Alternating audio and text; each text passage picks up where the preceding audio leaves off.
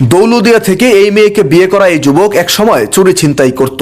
চুরি ছিনতাই ছেড়ে দৌলুদিয়ার এই মেয়েকে বিয়ে করে সুখের সংসার করার স্বপ্ন দেখেছিল। এই স্বপ্নকে কেন্দ্র করেই সমাজের মানুষ তাদেরকে নিয়ে নানান ধরনের মন্তব্য করছে। বিস্তারিত আমরা তাদের কাছ থেকেই জানার চেষ্টা করব। ভাই, মূলত ঘটনাটি কি হয়েছিল একটু আপনি নিজের মুখেই বলেন। ঘটনা, আমি একটা সময় অনেক কিছু করতাম, চুরি চামারি ছেঁড়ছামি, ড্রাগস থেকে শুরু করে সব নেশাই করতাম। নেশার মধ্যে আসক্ত ছিলেন। একজনের টাকা নিয়ে দেখা যাচ্ছে দৌলো দিয়ে যায়, ওই টাকাগুলো উড়াইতাম। চুরির টাকায় অন্য জায়গায় যায় যেভাবে মানুষ উড়ায় আর কি। আপনি চুরি করতেন, ছিনতাই করতেন, এই টাকা দিয়ে নেশা করতেন এবং দৌলুদিয়ায় নারীদের কাছে যে সে টাকা নষ্ট করতেন, টাকা এনজয় করতাম। আমি এত কিছু ভাবতাম না যে চুরি করলাম তার কি হবে না, এত কিছু ভাবতাম না। টাকা পাইতাম, আমি এনজয় করতাম। কিন্তু একটা দিন দুই দিন যাওয়ার পরেই হঠাৎ করে তারে আমার খুব ভালো লেগে গেল। পরে ভাবলাম তার সাথে আপনার পরিচয়টা কিভাবে ছিল বলতো? দেখা গেছে দৌলুদিয়ায় গেছি, কাজ করার অবস্থায় কেন জানি মনের থেকে একটা টান আসলো যে না, মেয়েটা আসলে ভালো। আমি চাই যে এখান থেকে যদি একটা মেয়ের নিয়ে যদি সংসারে করতে পারি তাহলে অবশ্যই সেও ভালো হইলাম, দেখা যাচ্ছে আমিও যদি এই রাস্তা থেকে বাইরে হতে পারি তাহলে দুজনের জন্যই ভালো। আপনি একটা সময় বুঝতে পারলেন যে এই জীবন আসলে জীবন না, এই যে চুরি ছিনতাই করতেছি এটা আসলে কোনোভাবেই জীবন হতে পারে না। না, এটা জীবন কেমন হলো? দেখা গেছে একজনের পকেট মারলাম, সে তো আমার অভিশাপ দিতে পারে। আমি চাচ্ছি যে এই জীবন থেকে বের হয়ে দুইজনে একটা সংসার করি, ভালোভাবে চলি। অন্তত তার দলীয় থেকে বাঁচাইলাম আর কি। দেখা গেছে সে কাজগুলো করলো না, আমিও ভালো হয়ে গেলাম, এইটাই। এখন এই যে আজকে আপনাদের বাসর রাত, এই বিষয় নিয়ে অনুভূতি কি আপনার? শুনেন, আমরা বিয়ে করছি আরো 4-5 দিন আগে। ভাবলাম যেহেতু বিয়ে করছি, যদি সে ওই কাজই করে তাহলে তো আমার তারে ভালো করার তো হলো না।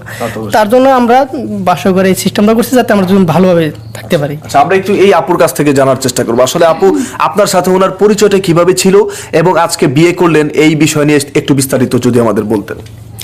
আজকে বিয়ে তো আমরা আরো 2-4 দিন আগে করছি, বাসর ঘরটা আজকে।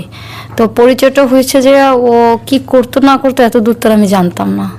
ও আমার কাছে গেস্ট হিসেবে আসতো, আমি গেস্ট হিসেবে ওনাকে সেভাবে আমি দেখতাম।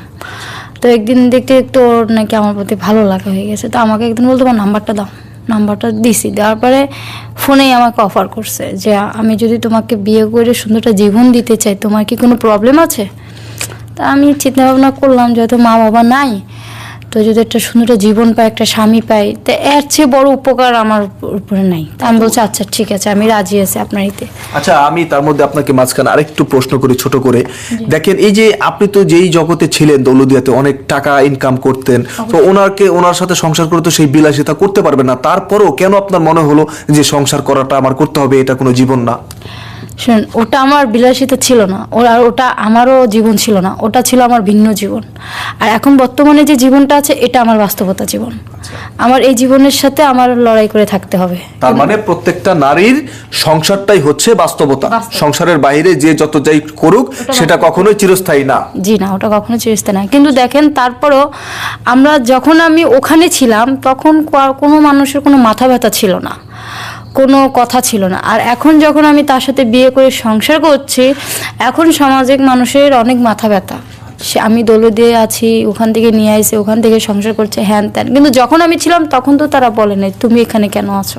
এক কথায় সমাজের মানুষ আপনাকে ছোট করে কথা বলছে। এখন বর্তমানে ছোট করে কথা বলছে, তো থাক, আমার এতে কোনো আপত্তি নাই। আমি চাই আমি আমার স্বামীকে নিয়ে যদি আমি সুখে থাকতে পারি, আলহামদুলিল্লাহ, আমার এর বেশি আর কিছু লাগবে না। অবশ্যই আপনাদের জন্য দোয়া এবং শুভকামনা রইল, আপনারা যাতে সুন্দরভাবে সংসার করতে পারেন। দর্শক, আপনারা দেখতেই পারলেন আজকের ঘটনাটি।